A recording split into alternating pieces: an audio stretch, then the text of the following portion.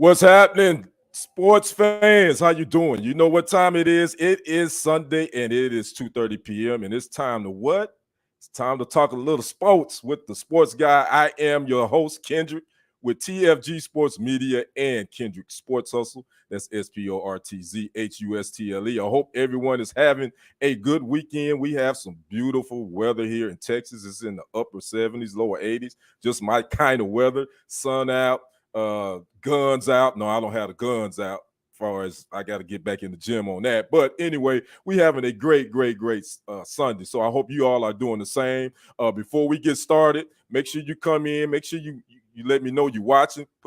Talk to me in the comments. Make sure you like this broadcast. Make sure you subscribe to the channels if you haven't already done so. That is TFG Sports Media and Kendrick Sports Hustle. Again, SporTZ on YouTube. You can also make sure you follow us on Facebook, TFG Sports Media and Kendrick Sports Hustle, as well as you can follow my personal Facebook, Kendrick Roline Henderson on Facebook. You can follow me on Instagram. That's Kdrick1969. And you can follow me on TikTok, Kendrick Henderson 51. And speaking of TikTok, I'm live on TikTok as well. I got a few people that have dropped in. I see Mr. Droopy has joined.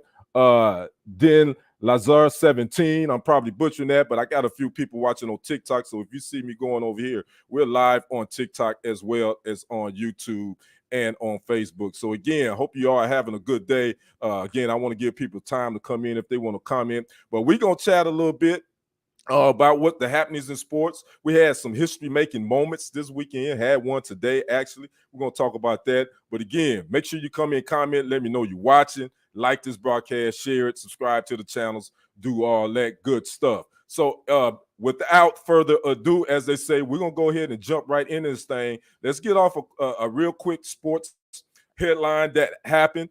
I want to talk about Mr. Johnny Manziel. And by the way, if you did not know Mr. Johnny Manziel, I'm actually located in Tyler, Texas right now, and that is roughly an hour and a half east of Dallas, Texas. Well, Mr. Johnny Manziel, the 2012 Heisman Trophy winner, was born in Tyler, Texas. He left Tyler after his 7th grade year, I believe, and moved to Kerrville. And then you know, the rest is history. He ended up going to A&M and winning the first freshman, I believe, to win the Heisman Trophy. Well, Mr. Manziel put out a tweet on X, formerly known as Twitter. And he was on the Club Shay Shay show as well. And he was saying that they got to talking about Reggie Bush. If you don't know, Reggie Bush had his Heisman Trophy award back in 2005. He was stripped of that because of improper benefits and payments that he and his parents, I think his parents received back then. Well, Johnny Manziel said, you know, I don't think it's fair that Reggie Bush is not allowed to attend these Heisman Trophy ceremonies. And he basically said, after careful thought, as you can see in this tweet, and consideration, that he will be humbly removing himself from the Heisman Trophy ceremony until the NCAA decides to reinstate Mr. Reggie Bush's records. And it's all on the NCAA to do that. But until then, Johnny Manziel says that he will not be attending any Heisman Trophy ceremonies. And basically he said, you know what? I did a whole lot more and got away with a whole lot more egregious stuff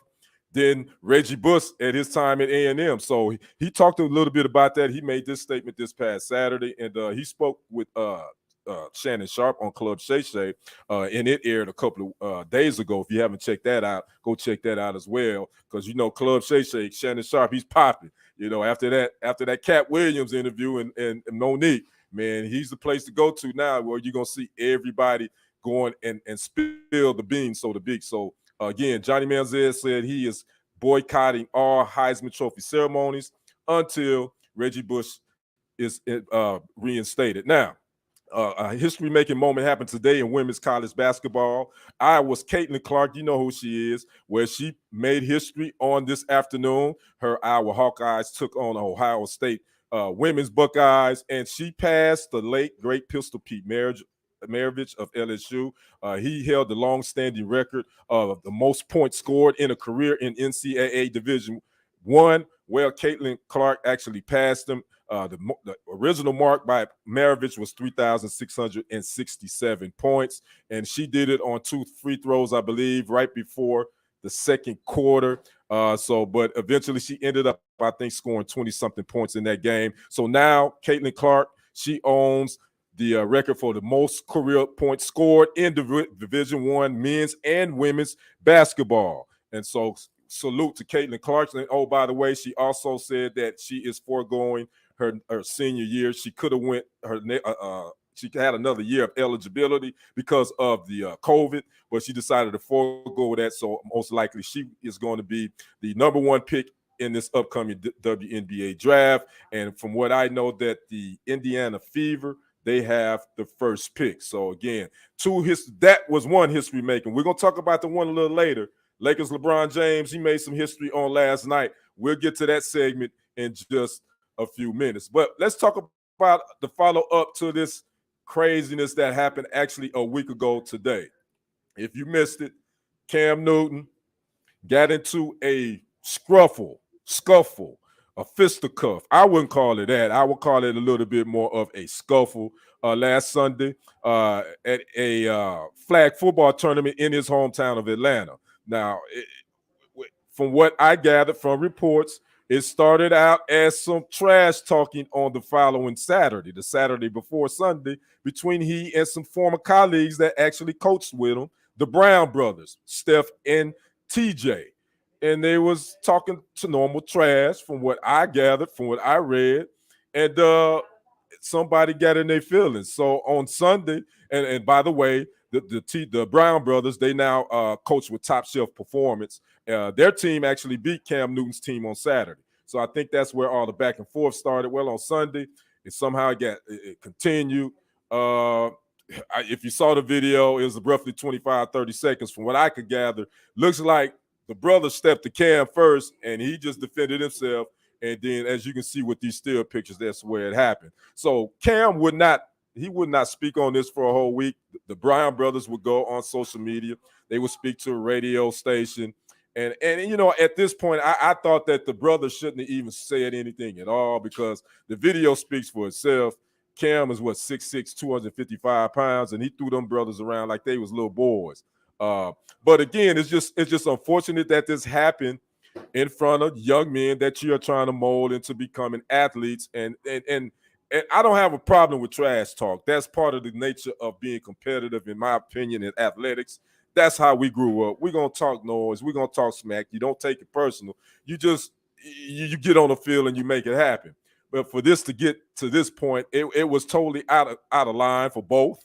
And, you know, again, I would say that I don't blame Cam for defending himself, because, again, from the video that I saw, it looked like that they went at him first. So obviously you should protect yourself. That's what you would do. Well, on Friday, Newton will issue a statement. By the way, Newton's team is part of the C1N Foundation. That's the foundation he has, and they play in 7-versus-7 tournaments all across the country. But Newton will finally issue a statement on Friday, and he would say, and I quote, he says, "I'm disappointed in myself for letting it escalate to what it did, and that's what I'm apologetic for."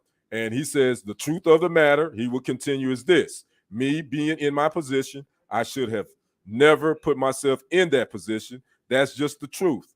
That could have got ugly for real." And that's a quote from Cam Newton on Friday, where he apologized about his actions during the scuffle. And, you know, obviously he had to apologize. I mean, I get it. But it should have never got to this. And we've seen this too much in youth athletics, to be honest with you. I don't know if you guys recall the story. I want to say it happened 2 years ago. A coach of a youth football team in the Dallas-Fort Worth area, in Lancaster, actually. He was confronted by a former NFL player's brother, Aqib Talib brother. They got into it, and he ended up losing his life over nonsense. Then we just had another story kind of similar to this happen in St. Louis, I want to say last year as well, where a head coach and a father of one of his athletes was upset that his son wasn't playing, and he pulls a gun out and shoots the coach. So this has gotten out of hand. We're supposed to be molding these young men into being athletes and knowing how to handle confrontations. Obviously, guns is not the way to do that. I will say with this Cam Newton and these Brown brothers situation, at least it didn't escalate to anything other than pushing and shoving. Because again, like Cam said, this really could have got ugly. So I don't know what to do about this. All I know is we need better men leading young men to become better men. And obviously, athletics is supposed to teach that. That's why we play competitive athletics. I played organized basketball. I played high school basketball, and what it does teach you the teamwork, but it also teach you how to handle confrontations, how to handle difficult situations. And difficult situations doesn't necessarily mean you have to use physical violence. Words should be able to do that. And then again, trash talking is all a part of that environment.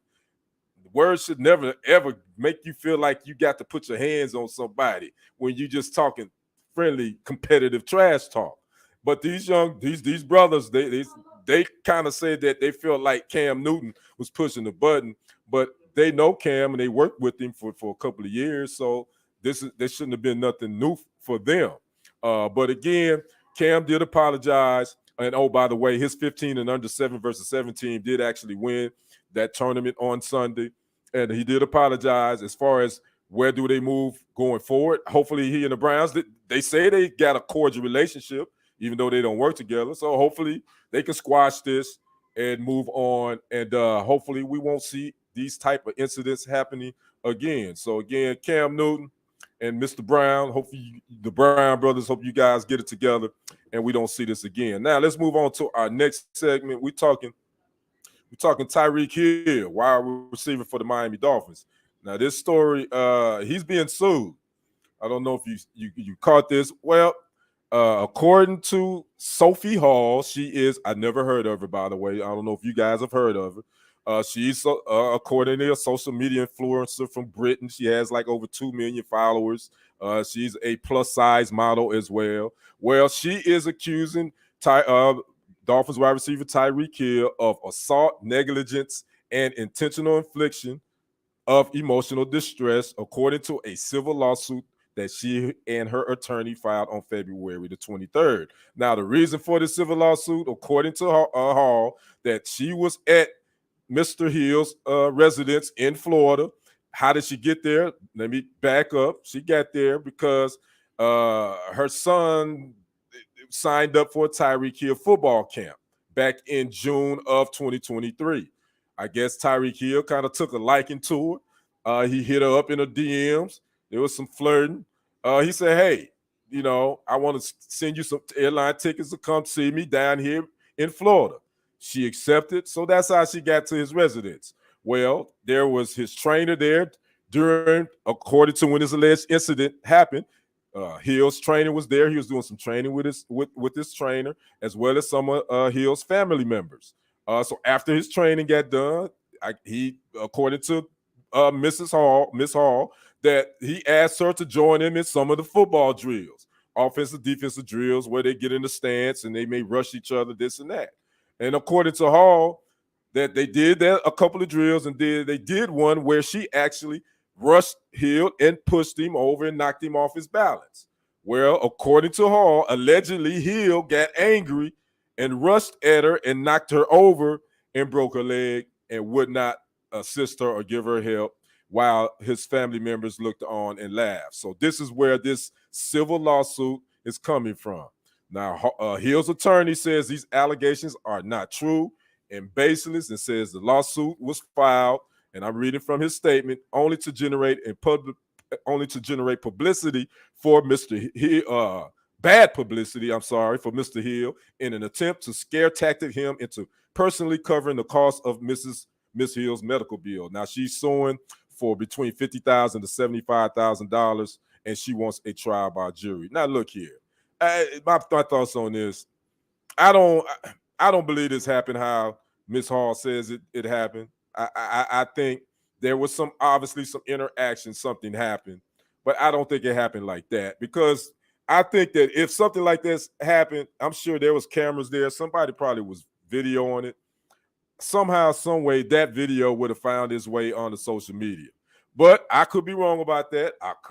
With this being it, Tyreek Hill's residence, he could have told people not to film. I don't know, but just in my mind, I think just because of how everybody videos everything with their camera, with their phones, I would assume that this video would have long set. We would have seen this a long time ago. So I think this is one of those money grab lawsuits by this Miss Sophie Hall. But again, Mr. Hill and his attorney said that these allegations are not true and baseless, and she just trying to scare him into paying her medical bills. Now, if something did happen on his property, if she did break her leg on his property, there could be some legal ramifications for that because it did happen on his property. Now, with this being a civil lawsuit, so I don't know. There could be something there in her civil lawsuit. But from the story that she's telling, that he angrily charged her, and that's how she broke her leg, because I think she's like 6'1", I want to say. I think I saw on her bio. And Tyreek Hill is roughly 5'9", 5'8", something like that. So, I mean, obviously she has a height advantage, that is, but far as, strength and advantage, definitely I wouldn't say she would have a strength advantage over him. So I don't know. This is one of those, you scratch your heads and go, sounds like a money grab situation. But we're going to see if this moves forward or if the judge just like balls it up like some old homework, throws it out, and be done with it. So hopefully, Mr. Hill, you keep yourself out of these type of situations, because this isn't a good look. And if it actually happened like she said it happened, Tyreek, you got to get your weight up, young fella. You can't be letting this 6'1" lady push you around like that. But again, I'm just joking, but I don't know. I don't think it happened like that. Again, I just think she's trying to get her medical bills paid. So we'll see. Now let's move on to Mr. LeBron James. Yeah, I told you earlier that we had some history making this weekend in basketball. Well, the king, LeBron James, made history last night versus the Denver Nuggets. He went into that game needing, I think, roughly 9 points to score his 40,000th point. And he made that happen in the second quarter with 10 minutes and 39 seconds into that quarter, where he drove the lane and put a layup in over Michael Porter Jr., and that put LeBron James at 40,000 points. He is the only NBA player in history to score 40,000, and this is in his 21st season. And, that is an amazing feat. This time last year, he had just passed Kareem Abdul-Jabbar for the NBA scoring record, most points all time in NBA history, and Kareem held that record since 1984, I believe. So he had held that record a long time. So for LeBron to put in to score 40,000 points, 21 seasons, I mean, that's a great, longevity record. I'm not going to even try to throw shade at it. There's a lot of people that's throwing shade at it. I mean, but to play 21 seasons and not to have such a serious injury, that's a good thing. Excuse me if y'all hear any noise back there. Again, don't pay no attention. That's just fabulous. But that's a feat, man. I want to sit here and no, I really don't want to throw shade at LeBron, because I'm not I think LeBron's a great player, and I say this all the time. Is he my GOAT? Do I think he's the GOAT? No, I don't think you can specifically say one person is a GOAT, but that's just my opinion. I think that discussion is old and played out. MJ is my GOAT, and he will forever be my GOAT. That's just it. There's no debate. There's no analytics. There's no anything like that's going to change my mind on that. But I got to give my hats off to another great legendary player as LeBron James. You can say what you want about him, but again, in 21 seasons, to be able to score 40,000 points, that is a feat that I think that no one will ever break that one. I think the closest to it right now is Kevin Durant, and I think he's at like 28,900 and some points. And so he's still a ways away. So, I got to give salute to LeBron James for doing that, for his longevity, 21 seasons, not to have a major injury like he hasn't had. So that's a beautiful thing. So salute to LeBron. And, there's also some other things that's been put out, some controversial things that has been said. If you didn't hear, last week, Kevin Garnett made a statement saying that LeBron James, it was funny. It was it was he and Paul Pierce were talking about could Bronny James score on LeBron, score a bucket, and I believe he could. Yeah, no doubt. And but then Kevin Garnett would say something like, "Oh, Bron was on that Balco. He on that new juice," and like, whoa, wait a minute. Now that to me, he took it a little too far because people already been assuming or want to say that LeBron is on that juice or is on performing enhancing drugs, but he's passed every drug test since he's been in the league. He's been in the league 21 seasons, never flunked the drug test, so there's no proof that he's ever juiced.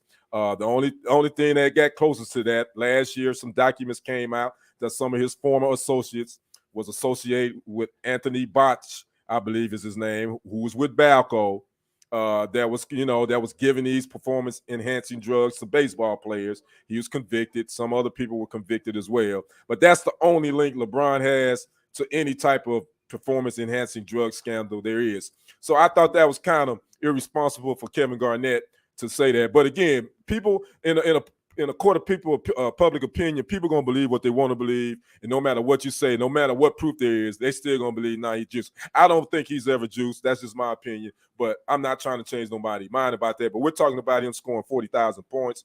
I think that's a heck of a feat for him, and salute to him on that. And we'll see how many more years he got left. We know he want to try to stick around and play with his son Bronny. That's a whole nother controversy that's happened too.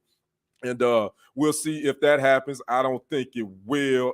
Because I definitely don't think Bronny's coming out after 1 year at USC. I mean, he's played decent, but he hasn't played a lot. So I don't see that happening. So again, salute to LeBron James on scoring his 40,000 point, by the way. And by the way, they did lose the game. And it seems like every time LeBron breaks a record, whatever team he's on, they never win the games. So they did actually lose to the Nuggets on last night. So a couple of quick hits before we get out of here. I want to thank everybody for dropping in and checking me out on TikTok, on TFG Sports Media, on YouTube, as well as on Facebook. Man, make sure you keep it locked here for all your sports info and entertainment.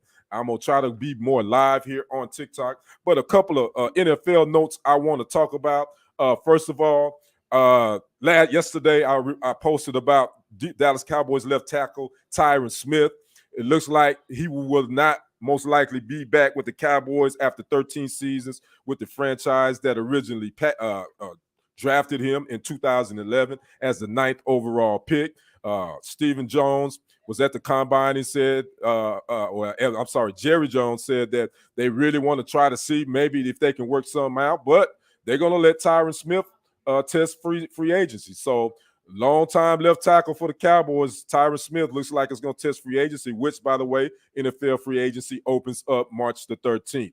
As well as another Cowboys note, linebacker Vander Esch, Leighton Vander Esch, also known a.k.a. as Howling Wolf or Wolf, I forgot what his nickname is. According to reports, he's expected to retire. Executive Vice President of the Cowboys, Stephen Jones, did say at the combine that he's going to let Leighton Vander Esch make a statement on that. He said he can't speak for him, but it looks like after this last neck injury that Leighton Vander Esch has, that most likely he's going to have to call it a career because it was a really serious one. So those are two notes from the NFL. I also saw that Tampa Bay Buccaneers wide receiver Mike Evans, looks like he's looking to test free agency as well. Again, NFL free agency opens March the 13th in about a week and a half. So you're going to see a lot of names willing and dealing. Also, there's been reports of Giants running back Saquon Barkley. He's been linked to the Houston Texans. According to a report, he and Texas quarterback C.J. Stroud have been in contact with one another. They've developed a relationship, and he's probably most likely going to be a free agent. The Giants probably won't franchise tag him again and let him go. And speaking of free agents, this free agency, running backs is going to be a hot commodity. Here's the names of the running backs that's going to likely be free agents. Again, Saquon Barkley, Cowboys Tony Pollard, the Chargers Austin Eckler, the Titans Derrick Henry, the Raiders Josh Jacobs, and the Eagles DeAndre Swift. So most likely all those running backs are going to be free agents. So there's going to be a team looking for running backs. Again, we already know that position has been somewhat devalued over the last couple of years. Those guys don't get the money like they used to. So that is going to be some names to look for again in the free agent market. Again, NFL free agency opens up in a few weeks on March the 13th. And so we're going to see some moving and shaking. Also, the NFL salary cap is a new record of $255 million per team. It is up $30 million from last season. The reason being, if you remember the pandemic year in 2020, the NFL had to adjust their finances because they wasn't getting that revenue from those television contracts as well as other things. So they had to lower the cap. So teams had to work under a stricter salary cap since 2021. Well, now this upcoming salary cap is a record high. So some teams are going to have a lot of money to spend. And we're going to see if some willing and dealing is going to be some moving and shaking in the league. So again, those are just a couple of NFL notes. Remember, keep your eye on the NFL free agency. We had the NFL scouting combine that's wrapping up today. Offensive linemen are doing their thing today. And we had a record broke on yesterday by a Texas wide receiver, Xavier Worthy. He ran a 4.21 40. That is the fastest time 40 at the NFL scouting combine. So Xavier Worthy, I believe he's out of Fresno, California. He played at the University of Texas 3 years. He ran the fastest time in the 40 yesterday at 4.21. So I'm sure that is going to have his draft stock rising. And then we got, before I get out of there, I got to talk about, we got some sons at this NFL scouting combine that are the sons of some NFL famous fathers. We have Brendan Rice from USC, who was the son of NFL Hall of Famer, 49er great Jerry Rice. We got Frank Gore Jr. out of Southern Mississippi, who was the son of Frank Gore, played for 5 different teams, rushed for 16,000 yards. You probably remember him most with the San Francisco 49ers. We got Luke McCaffrey, who is the son of Ed McCaffrey, the brother of 49ers running back Christian McCaffrey. He's a wide receiver out of Rice. He's trying to make it to the NFL. And then we got Marvin Harrison Jr., straight out of Ohio State, who is the son of NFL Hall of Famer and wide receiver great Marvin Harrison of the Indianapolis Colts. So we have some sons that's looking to follow in their father's footsteps at the NFL scouting combine. So we'll see if any of those guys make any rosters or the draft. Speaking of the draft, the NFL draft is coming up. I want to say it's late April, early May. So we're getting ready for that as well. So again, I want to thank everybody for joining me here on TikTok. I want to thank those that dropped in, peeked in here on YouTube and Facebook. If you watch this later, leave a comment below. Make sure you like, share this to all your social media platforms. If you haven't already subscribed to TFG Sports Media, please do so.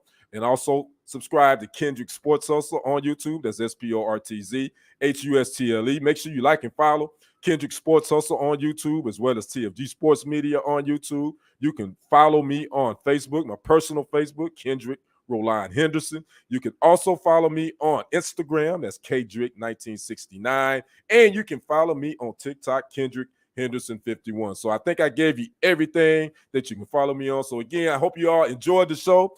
Make sure you keep it locked here for all your sports information and entertainment. We'll see you back here next Sunday around 2:30. Hope you enjoy the rest of your day, and I hope you have a great week. I am Kendrick, the Sports Guy. We will see you on the other side and on the next report. I am out. Peace.